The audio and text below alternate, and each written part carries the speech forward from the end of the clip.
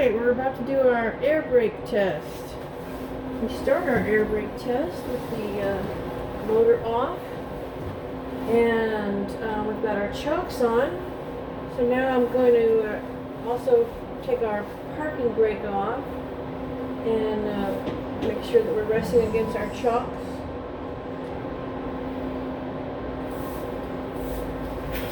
Alright, so now we're rolling forward onto our chocks and we're good to go. Okay, so now that our motor is off, parking brake is disengaged, we can start our service brake leak check. So in this check, we're going to engage the service brake all the way to the floor and make sure that the air pressure doesn't go down by more than 3 psi during that 1 minute that we hold it down. When we first press it down, it'll go down a little bit, as it is right now, and it's at about 108, and we're going to hold it for a minute, make sure it doesn't go down more than 3 psi. If it does, that means that there's a leak, and we should have this looked at. It's not budging, so I'm going to pretend that my 1 minute is over and release it. Go on to my second test, which is the low air pressure warning signal.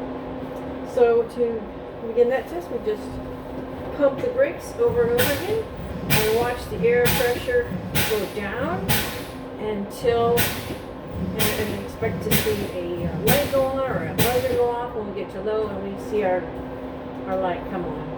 It came on at about 80 psi. It says brake air low. So that test is passed. Next test is going to be to see if our spring brake engages automatically when the pressure goes down below that. Usually comes on between 25 and 40 psi. We continue to fan to release the pressure from our air lines, and there it goes. It popped up at about 65 psi, which is good enough to pass the test. So that test is finished. Now we're going to move on to the next part of the test, where we test the parking brake. To do that, we've got to get our air pressure back up to normal. So I'm going to start the engine and get that returning to normal. And also remove the chocks. So I'm going to start the motor. And that low air pressure warning signal is going to keep going until the pressure builds up. While that's happening, I'm going to go outside and remove the chocks. Parking brake is on, so we're in good shape.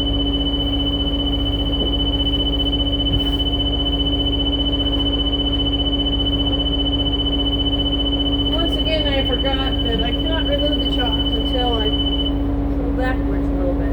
Okay, so now that our pressure is up to normal, we can pull back a little bit. So I'm going to put my foot on the service brake, release the parking brake, put it in reverse, beat my horn a little bit, close the door, and go backwards just a tad. How come it didn't go backwards? There we go. Now I'm going to go out there, move the chocks.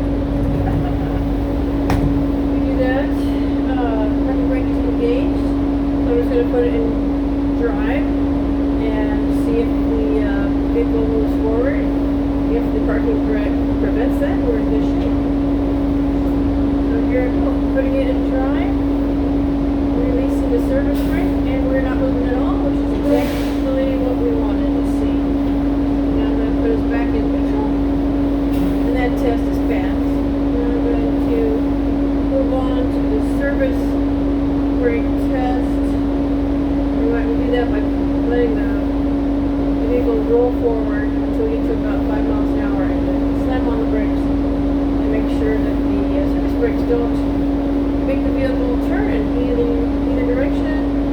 They don't feel hesitant unless you and see if our ABS light comes on. We don't want to see the ABS light come on.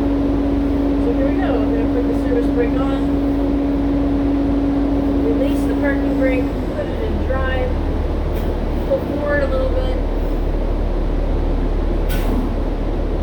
Slam on the brakes.